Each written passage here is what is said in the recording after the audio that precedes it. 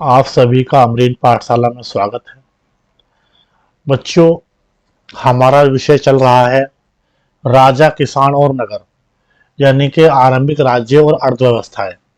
लगभग 600 ईसा पूर्व से और 600 ईस्वी तक, यानी कि 1200 सालों का हम जो है राज्य की मतलब जो है क्या दशा है, उसकी इकोनॉमिक कंडीशन क्या है, महाजनपद काल का से लेकर हम जो है और हर्ष, जो राजा हर्ष हुए हैं, वहां तक का हम ये जो है हिस्ट्री में पढ़ रहे हैं। चैप्टर फर्स्ट हमारा कंप्लीट हो चुका है। इस चैप्टर की भी 2 क्लास हो चुकी हैं। जिन बच्चों ने वो अभी नहीं पढ़ा है, वो प्ले लिस्ट में जाकर उसे पहले पढ़ लें, क्योंकि आपकी समझ में तभी आएगा अच्छे से।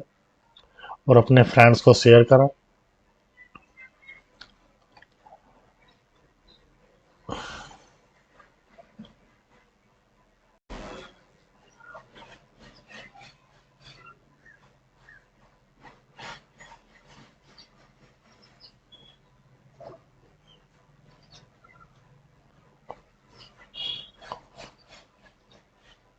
नगरीय सॉरी नगर और व्यापार।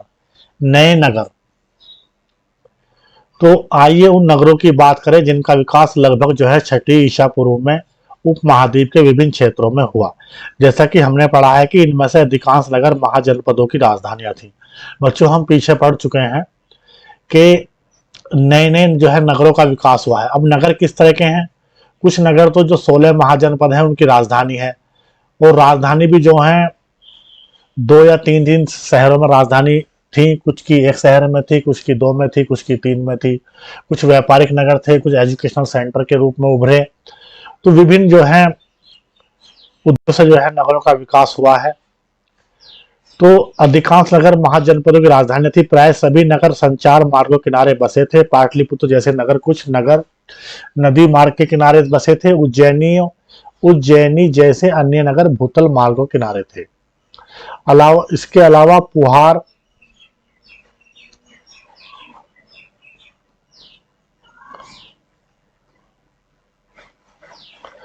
जैसे नगर समुद्र तट पर थे, जहां ये समुद्री मार्ग प्रारंभ हुआ। मथुरा जैसे अनेक शहर व्यावसायिक, सांस्कृतिक, राजनीतिक गतिविधियों के जीवंत केंद्र थे। पाटलिपुत्र का इतिहास। प्रत्येक नगर का अपना इतिहास था। उदाहरण के तौर पर पाटलिपुत्र के विकास पाटली ग्राम नामक एक गांव से हुआ था। फिर 5वीं सदी ईसा पूर्व में मगध शासकों ने अपनी राजधानी राजगाह से हटाकर इसे बस्ती में लाने का निर्णय किया और इसका नाम बदल दिया। 4ठी शताब्दी ईस्वी ईसा पूर्व तक आते आते यह मौर्य साम्राज्य की राजधानी और एशिया के सबसे बड़े नगरों में से एक बन गया। बाद में इसका महत्व कम हो गया, और जब चीनी यात्री सुएन तसांग 7वीं सदी ईस्वी में यहाँ आया, तो इसे यह नगर खंडर में बदला मिला, और उस समय यहाँ जनसंख्या भी कम थी। नगरीय जनसंख्या। सम्राट वर्ग और शिल्पकार। हमने पढ़ा है कि शासक वर्ग और राजा किलेबंद नगरों में रहते थे। यद्यपि इनमें से अधिकांश इस स्थलों पर व्यापक रूप से खुदाई करना संभव नहीं है, क्योंकि आज भी इन क्षेत्रों में लोग रहते हैं। हड़प्पा शहरों से भिन्न, लेकिन फिर भी यहाँ से विभिन्न प्रकार के पुरावशेष प्राप्त हुए हैं। इनमें उत्कृष्ट श्रेणी के मिट्टी के कटोरे और थालियां मिली हैं, जिन पर चमकदार कलई चढ़ी है। इन्हें उत्तरी कृष्ण मार्जिन पात्र कहा जाता है। संभवतः इनका उपयोग अमीर लोग क्या करते होंगे।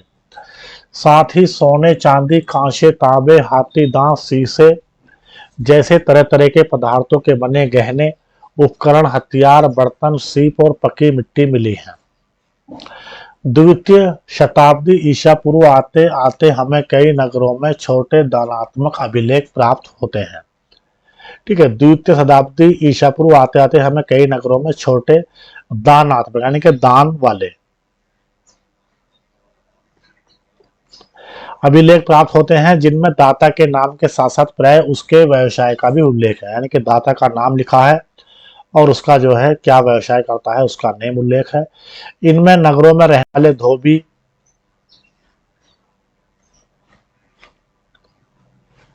बुनकर, लिपिक, बढ़ाई, कुम्हार, स्वर्णकार, लोहकार, धार्मिक, व्यापारी और राजाओं के बारे में विवरण मिलते हैं। कभी कभी उत्पादकों, व्यापारियों के संघ का भी उल्लेख मिलता है, जिन्हें श्रेणी कहा गया है। ये श्रेणियां संभवतः पहले कच्चे माल को खरीदती थी, फिर उनसे सामान तैयार कर बाजार में बेच देती थी। यह संभव है कि शिल्पकारों ने नगरों में रहने वाले सम्राट लोगों की बढ़ती मांग को पूरा करने के लिए कई प्रकार के लोह उपकरणों का प्रयोग किया है।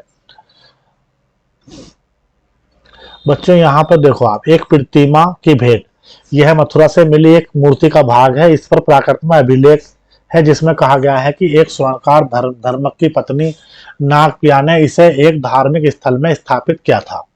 ठीक है, तो ये देखो, यह जो मथुरा में हमें मिली है। देख रहे बच्चों, देखो यहाँ शेर की मूर्ति है, इधर को उसका फेस है, इधर को देखेंगे इधर इसका फेस है इधर। ठीक है, बीच में जो है ये जो है कुछ महिलाएं हैं, देखो बच्चा भी है, इनके साथ में एक बच्चा इधर है, उनका फिगर है। और ऊपर देखो ये इस तरीके से ये जो है मूर्ति है मथुरा में मिली है। तो इसमें जो है एक स्वर्णकार धर्म की पत्नी है, जिसका नाम नागप्रिया है। इसने जो है एक धार्मिक स्थल में इसको स्थापित करवाया था। पूरा डिटेल इसमें लिखा हुआ है। बच्चों यहाँ पे कुछ महत्वपूर्ण राज्य और नगर दिए गए हैं। ठीक है, तो 600 ईसा पूर्व से और 600 ईस्वी तक यानी कि 1200 सालों में जिन नगरों का विकास हुआ है, चाहे वो राजधानी नगर हो, चाहे वो एजुकेशन सेंटर हो, चाहे वो जो है धार्मिक सेंटर हो या व्यापारिक नगर हो, इसका हम अध्ययन करेंगे। देखो तक्षशिला है, ये कुछ है कुषाणों का, इनकी राजधानी भी थी कुषाणों की, ये इधर नॉर्थ वाली। उसके बाद में जो है कन्नौज है ये। ठीक है, मथुरा हो गया ये यमुना नदी के किनारे, कन्नौज इधर गंगा नदी के किनारे है। वाराणसी हो गया आपका गंगा नदी के किनारे। श्रावस्ती हो गया, इधर वैशाली है, ये पाटलिपुत्र हो गया, राजगीर हो गया। महास्थान आपका हो गया, चंद्र केतुगढ़ हो गया आपका बच्चों। ठीक है, ये जो है वेस्ट बंगाल में है दोनों। शिशुपालगढ़ देखो आप, ये जो है उड़ीसा में है, फेमस है ये।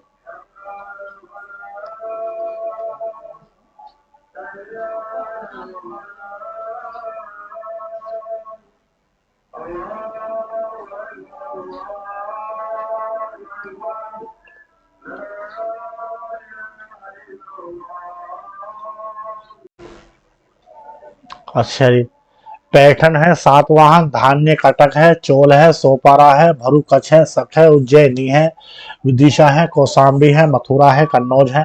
तो ठीक है, इधर जो है चोल हो गया, चोल, चेर, और इधर पांड्य तमिलनाडु में। चेर जो है ये केरल गोवा का जो इलाका है, ये तुम्हारा चेल है। इधर जो है तुम्हारा चोल हो गया पूरा, ये इधर का पुहार इसका वो है। ठीक है, कोडुम नाल है। तो ये उस टाइम के जो है हमारे नगर हैं। उपमहाद्वीप और उसके बाहर का व्यापार, 6वीं शताब्दी ईसा पूर्व से ही उपमहाद्वीप में नदी मार्गों और भूमार्गों का मानव जाल बिछ गया था, कई दिशाओं में फैल गया था। मध्य एशिया और उससे भी आगे तक भूमार्ग थे। समुद्र तट पर बने कई बंदरगाह थे। जलमार्ग अरब सागर से होते हुए उत्तरी अफ्रीका, पश्चिमी एशिया तक फैल गया और बंगाली खाड़ी से यह मार्ग चीन तथा दक्षिण पूर्व एशिया तक फैल गया था। मार्ग पर नियंत्रण करने की कोशिश। सॉरी बच्चों, थोड़ा पानी पी लेते।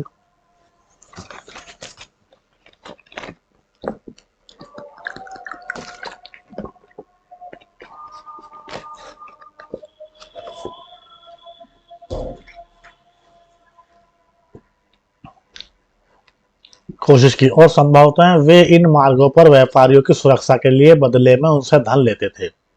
इन मार्गों पर चलने वाले व्यापारियों में पैदल फेरी लगाने वाले व्यापारी तथा बैलगाड़ी और घोड़े खच्चरों जैसे जानवरों के दल के साथ चलने वाले व्यापारी होते थे।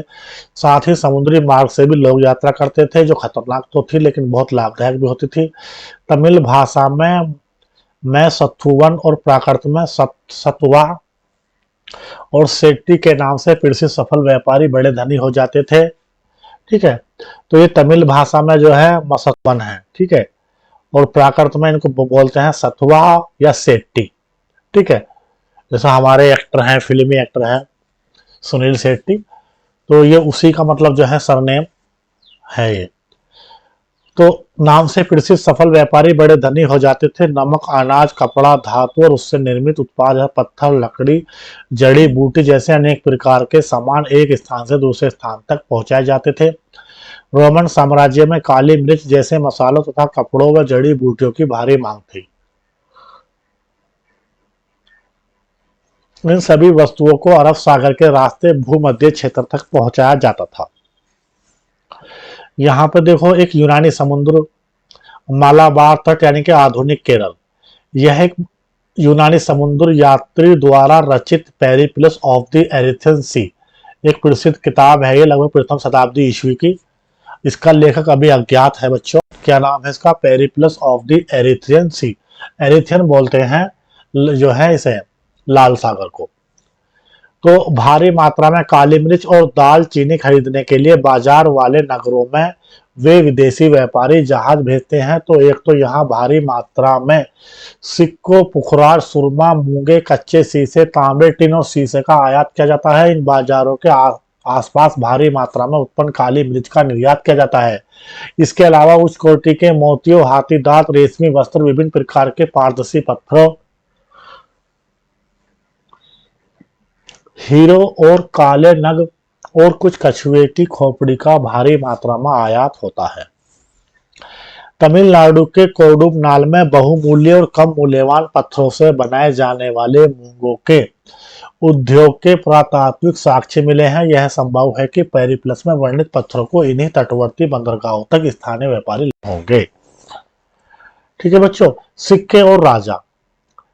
व्यापार के लिए सिक्के के पेटलन के विनिमय कुछ हद तक आसान हो गया। चांदी और तांबे के आहत सिक्के। किस मेटल के हैं? चांदी और तांबे के आहत सिक्के 6ठी शताब्दी ईसा पूर्व सबसे पहले ढाले गए और प्रयोग में आए। पूरे उपमहाद्वीप में खुदाई के दौरान इस प्रकार के सिक्के मिले हैं। मुद्रा शास्त्रियों ने इनका और अन्य सिक्कों का अध्ययन करके उनके वाणिज्य प्रयोग के संभावित क्षेत्रों का पता लगाया है। आहत सिक्के पर बने प्रतीकों को उन विशेष मौर्य वंश जैसे राजवंशों के प्रतीकों से मिलाकर पहचान करने की कोशिश की गई, तो पता चला कि इन सिक्कों को राजाओं ने जारी किया था। यह भी संभव है कि व्यापारियों, धनपतियों और नागरिकों ने इस प्रकार कुछ सिक्के जारी किए हों।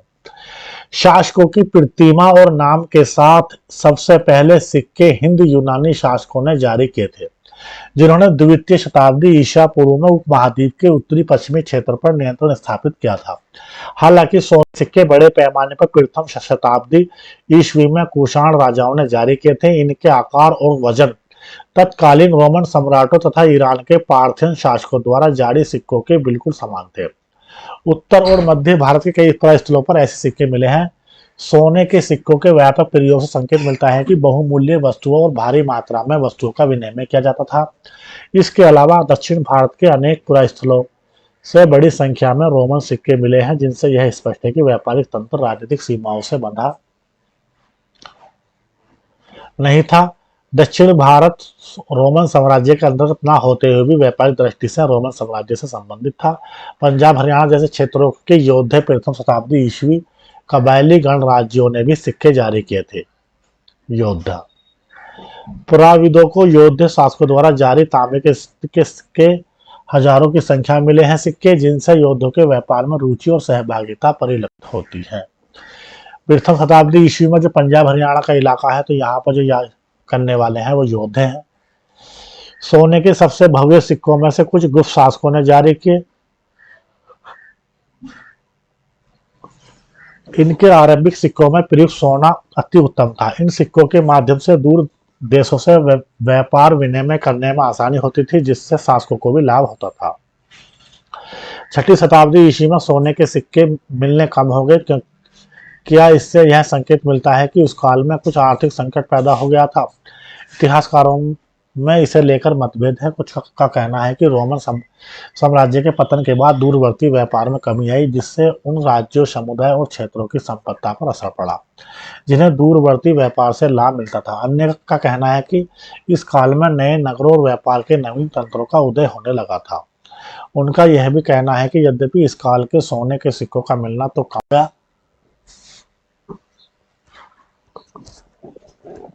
लेकिन अभिलेखों और ग्रंथों में सिक्के का उल्लेख होता रहा है। क्या इसका अर्थ यह हो सकता है कि सिक्के इसलिए कम मिलते हैं क्योंकि वे प्रचलन में थे और उनका किसी ने संग्रह करके नहीं रखा था?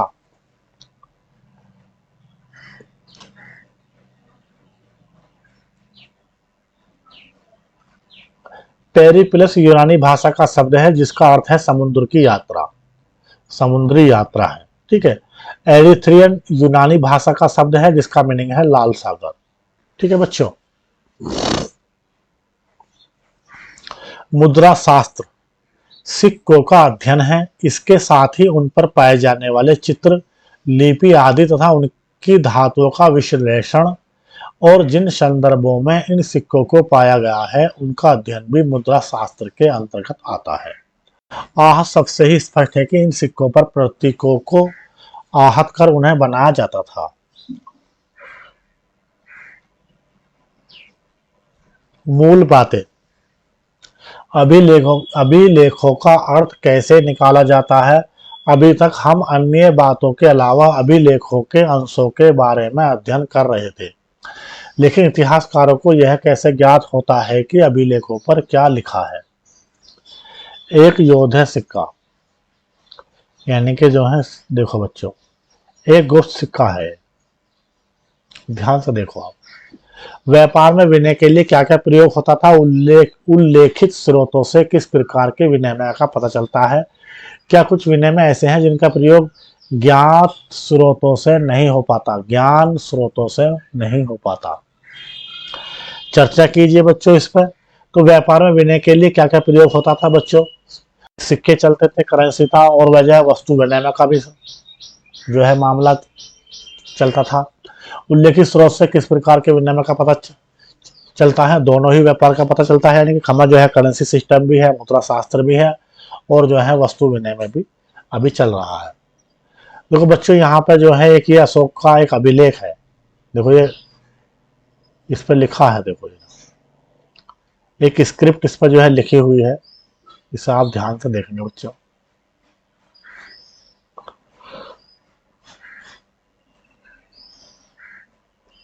देखो इस तरीके से, ये तो है आपकी देवनागरी लिपि, ये आपकी जो है ये ब्राह्मी लिपि है। तो जो है जो लिखने के जो चिन्ह के प्रतीक है, कितना अंतर देखो। कै किस तरीके से लिखा हुआ, का कैसा है, चा कैसा है, ठा कैसा है, दा कैसा है, मा कैसा है, रा कैसा है। ठीक है। अशोक के समय की ब्राह्मी उसके समानार्थी देवनागरी अक्षर, उनका जो है अंतर यहाँ पे है। क्या कुछ देवनागरी अक्षर ब्राह्मी से मिलते जुलते हैं? यस, कुछ मिलते जुलते हैं और कुछ जो है भिन्न भी है। दोनों ही बातें हैं। ब्राह्मी लिपि का अध्ययन। आधुनिक भारतीय भाषाओं में प्रयुक्त लगभग सभी लिपियों का मूल ब्राह्मी लिपि है। ब्राह्मी लिपि का प्रयोग अशोक के अभिलेखों में किया गया है। 18वीं सदी से यूरोपीय विद्वानों ने भारतीय पंडितों की सहायता से आधुनिक बंगाली और देवनागरी लिपि में कई पांडुलिपियों का अध्ययन शुरू किया और उनके अक्षरों की प्राचीन अक्षरों के नमूनों से तुलना शुरू की। आरंभिक अभिलेखों का पता करने वाले विद्वानों ने कई बार यह अनुमान लगाया कि क्या ये संस्कृत में लिखे हैं, जबकि प्राचीनतम अभिलेख वस्तुतः प्राकृत में थे। फिर भी कई दशकों बाद अभिलेख वैज्ञानिकों के अथक परिश्रम के बाद जेम्स प्रिंसिप ने अशोककालीन ब्राह्मी लिपि का 1838 ईस्वी में अर्थ निकाला लिया था। खरोष्टी लिपि को कैसे पढ़ा? मतलब ये भी रोचक बात है कि हमारे यहाँ के इतने बड़े बड़े विद्वान जो हैं, साधु पंडित और है विभिन्न बुद्धिजीवी, विभिन्न इतिहासकार, पाताल, कोई नहीं पढ़ पाया। विदेशी आते हैं, उन्हें पढ़ते हैं, जो कितनी अजनबी बात है। तो किस तरीके से उन्होंने पढ़ा, उन्हें आसानी किस तरीके से हो, इस पैरा में देखते हैं खरोष्टी लिपि को कैसे पढ़ा गया। पश्चिमोत्तर के अभिलेखों में प्रयुक्त खरोष्टी लिपि के पढ़े जाने की कहानी अलग है। इस क्षेत्र में शासन करने वाले हिंद यूनानी राजाओं, जो लगभग जो है द्वितीय और प्रथम शताब्दी ईसा पूर्व द्वारा बनवाए गए सिक्कों से जानकारी हासिल करने में आसानी हुई है। इन सिक्कों में राजाओं के नाम जो है यूनानी और खरोष्टी दोनों लिपि में लिखे गए हैं। यूनानी भाषा पढ़ने वाले यूरोपीय विद्वानों ने अक्षरों का मेल किया। उदाहरण के तौर पर दोनों लिपियों में अपोलो डॉट्स का नाम लिखने में एक ही प्रतीक मान लीजिए आ प्रयुक्त किया गया है। चूंकि प्रिंसिप ने खरोष्टी लिपि में लिखे अभिलेखों की भाषा की पहचान रूप में की थी, इसलिए लंबे अभिलेखों को पढ़ना सरल हो गया। अभिलेखों से प्राप्त ऐतिहासिक साक्ष्य इतिहासकारों एवं अभिलेख शास्त्रियों के काम करने के तरीकों का पता लगाने के लिए आइए अशोक के 2 अभिलेखों का ध्यान से पढ़ें। ध्यान देने योग्य बात है कि अभिलेख में शासक अशोक का नाम नहीं लिखा है, अशोक द्वारा अपनाई गई नई उपाधियों का प्रयोग किया गया है। जैसे देवा नाम पिए अर्थात देवों का प्रिय, देवा नाम पिए अर्थात देवों का प्रिय, और पिए दस्सी, देख रहे बच्चों, पिए दस्सी यानी देखने में सुंदर। अशोक नाम अन्य अभिलेखों में मिलता है जिसमें उनकी समाधियां भी लिखी हैं। जिनमें उनकी उपाधियां भी लिखी हैं। इन अभिलेखों का परीक्षण करने के बाद अभिलेख शास्त्रियों ने पता लगाया कि उनके विषय शैसनवासी पुरालाप विज्ञान सब में समानता है। इस निष्कर्ष पर पहुंचे हैं कि इन अभिलेखों का एक ही शासक ने बनवाया था। आपने यह भी देखा होगा कि अशोक ने अपने अभिलेखों में कहा है कि उनसे पहले के शासकों ने रिपोर्ट एकत्रित करने की व्यवस्था नहीं की थी। यदि अशोक से पहले के उपमहाद्वीप इतिहास पर विचार करें तो क्या आपको लगता है कि अशोक का यह वक्तव्य सही है? इतिहासकारों को बार बार अभिलेखों में लिखे कथनों का परीक्षण करना पड़ता है ताकि यह पता चल सके कि उनमें लिखा है वह सत्य है अथवा संभव है या फिर अतिशयोक्तिपूर्ण है। क्या आपने ध्यान दिया है कि कुछ शब्द ब्रैकेट में लिखे हैं? अभिलेख शास्त्रीय प्रयोग वाक्य के अर्थ स्पष्ट करने के लिए ऐसा करते हैं। यह बड़े ध्यान से करना पड़ता है जिससे कि लेख का मूल अर्थ बदल ना जाए। इतिहासकारों को और भी परीक्षण करने पड़ते हैं। यदि राजा के आदेश यातायात मार्गों किनारे और नगरों के पास प्राकृतिक पत्थरों पर उत्कीर्ण थे तो क्या वहां से आने जाने वाले लोग उन्हें पढ़ने के लिए उस स्थान पर रुकते थे? अधिकांश लोग प्राय पढ़े लिखे नहीं थे। क्या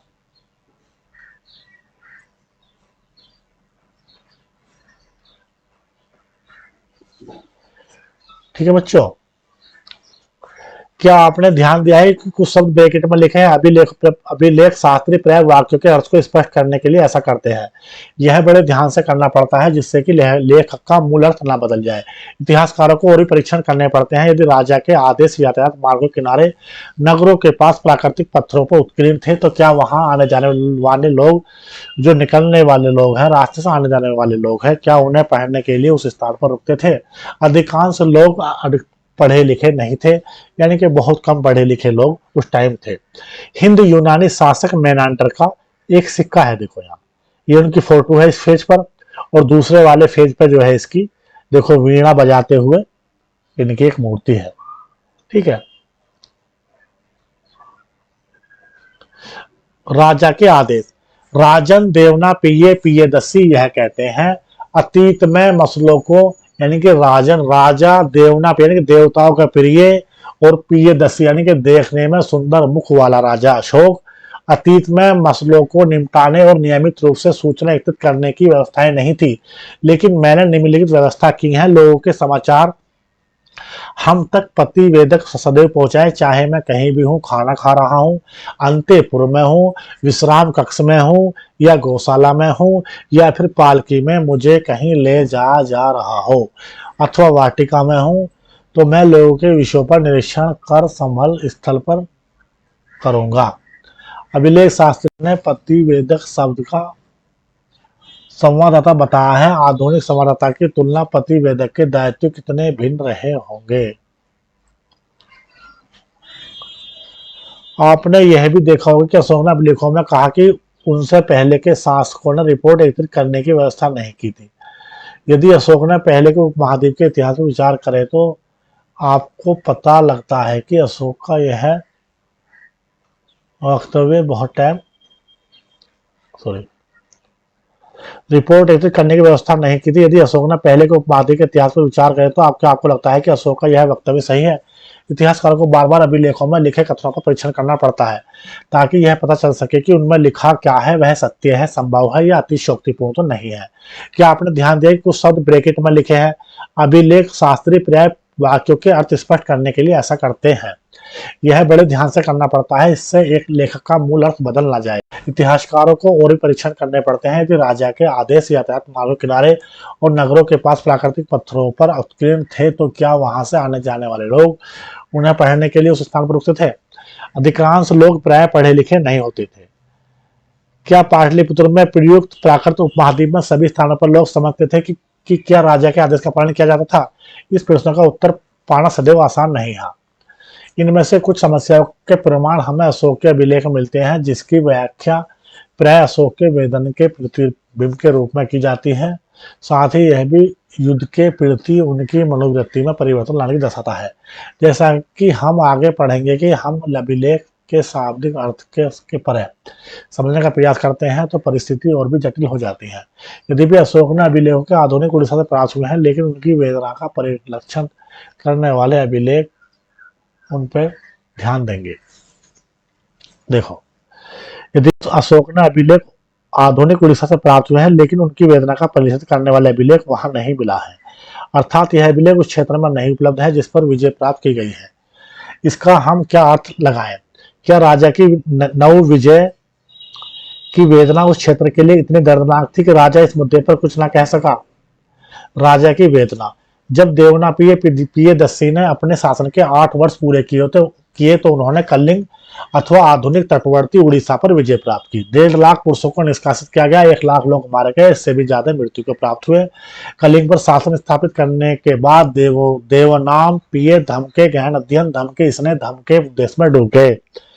यही देवानाम पिय के लिए कलिंग की विजय का पश्चाताप है। देवानाम पिय के लिए यह बहुत वेदनादायी और निंदनीय है कि जब कोई किसी राज्य पर विजय प्राप्त करता है तो पराजित राज्य का हनन होता है, वहां लोग मारे जाते हैं, निष्कासित किए जाते हैं। बच्चों, सवाल जो यहाँ पर आता है, तो जो देवानाम पिय है यानी कि तो कलिंग की जो विजय है वो कब प्राप्त, यानी कलिंग का युद्ध कब हुआ है, ये डेट आती है।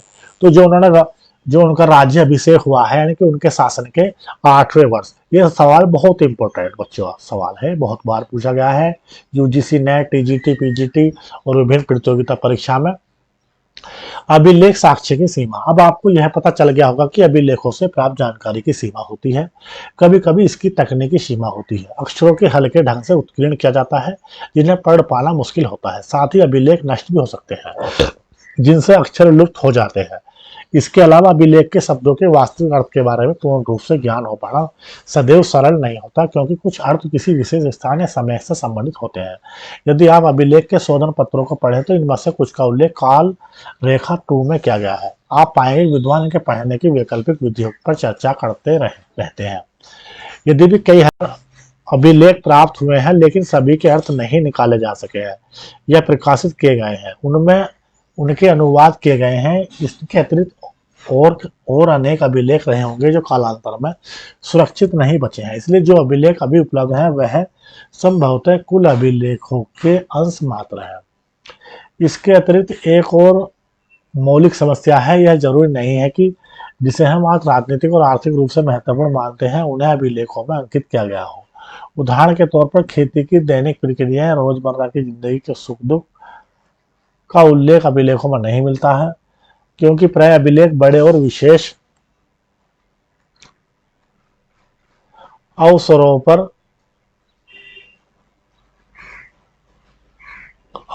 का वर्णन करते हैं। इसके अलावा अभिलेख हमेशा उन्हीं व्यक्तियों के विचार व्यक्त करते हैं जो उन्हें बनवाते थे। इसलिए इन अभिलेखों में व्यक्ति विचार की समीक्षा अन्य विचारों परिप्रेक्ष्य में करनी होगी ताकि अपने अतीत का बेहतर ज्ञान हो सके। अर्थात राजनीति और आर्थिक इतिहास का पूर्ण ज्ञान मात्र अभिलेख शास्त्र से नहीं मिलता है। साथ ही इतिहास का प्राय प्राचीन और अर्वाचीन दोनों प्रकार के प्रमाणों पर आशंका व्यक्त करते हैं। 19वीं सदी के आखिरी दशकों में 20वीं सदी के प्रारंभ में इतिहासकार प्रमुख रूप से राजाओं के इतिहास पर रुचि रखते थे। 20वीं सदी के मध्य से आर्थिक परिवर्तन विभिन्न सामाजिक समुदाय के उदय के विषय में महत्वपूर्ण बन गए। हाल के दशकों में ऐसे समुदाय के प्रति इतिहासकारों की रुचि बढ़ी है जो सामाजिक हाशिए पर रहे हैं। इससे संभवतः प्राचीन स्रोतों पर पुनर्विचार किया जाएगा और विश्लेषण की नई विधियां विकसित होंगी। कर्नाटक से प्राप्त एक ताम्रपत्र लेख लगभग 6वीं शताब्दी ईस्वी का है। देखो क्या शानदार स्क्रिप्ट है, देख रहे हो बच्चों। कर्नाटक से प्राप्त एक ताम्र पत्र लेख लगभग 6ठी शताब्दी ईस्वी का है। ये काल रेखा है बच्चों, इस चैप्टर लगभग 600 से 500 ईसा पूर्व तक धान की रोपाई गंगा घाटी में नगरीकरण हो रहा है। महाजनपद है, वहां सिक्के का स्टार्ट हो जाते हैं चांदी तांबे के। ठीक है, महाजनपद काल है, 16 महाजनपद है, उसमें बाद में कुछ 5-6 जो है अति महत्वपूर्ण शक्तिशाली हो जाते हैं। उसके बाद में जो है एक बचेगा मगध, वो सबको फतेह कर लेता है। ठीक है, लगभग 500 से 400 ईसा पूर्व मगध के शासकों की सत्ता पर पकड़ बनती है। 327 ईसा पूर्व से 325 ईसा पूर्व तक सिकंदर महान का आक्रमण है। लगभग 321 ईसा पूर्व में चंद्रगुप्त मौर्य का राज्यरोहण होता है और 272 या 68 से लेकर 231 ईसा पूर्व तक अशोक महान का शासन है। 185 ईसा पूर्व से मौर्य साम्राज्य का अंत होता है। 200 से 100 ईसा पूर्व पश्चिमोत्तर में शक शासन, दक्षिण भारत में चोल चेर पांडे, दक्षिण में सातवाहन। लगभग जो है 100 ईसा पूर्व से 200 ईस्वी तक पश्चिमोत्तर के शक मध्य एशिया के लोग शासक, रोमन व्यापार सोने के सिक्के। और लगभग जो है 78 ईस्वी में जो है कनिष्क का राज्यरोहण होता है। तो यहाँ से जो है एक हमारा जो है एक संवत यहाँ से स्टार्ट होता है। लगभग 100 या 200 ईस्वी सातवाहन शक शासकों द्वारा भूमिदान के अभिलेख से प्रमाण मिलते हैं।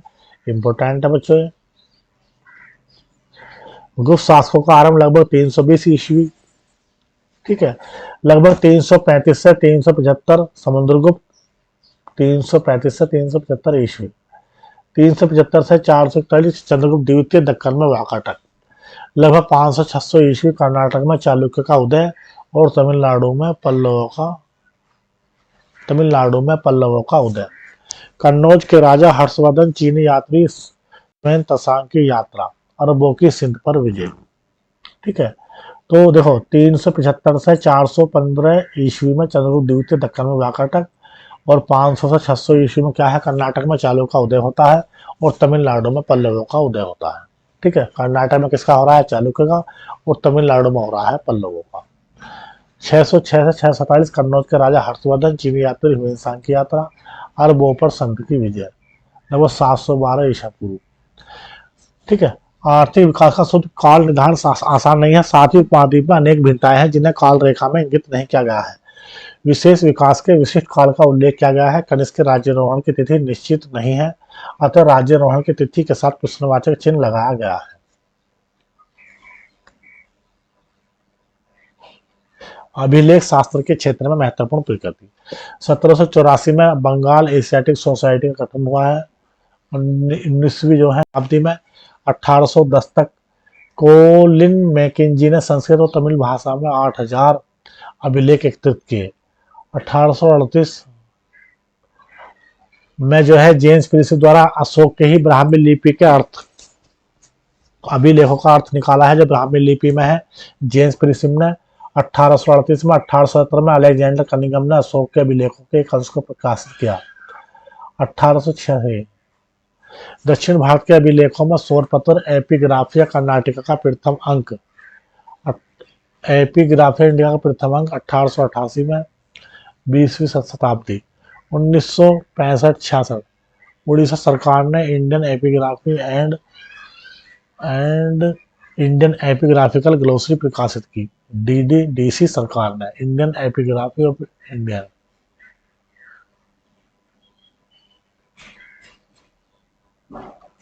ठीक है,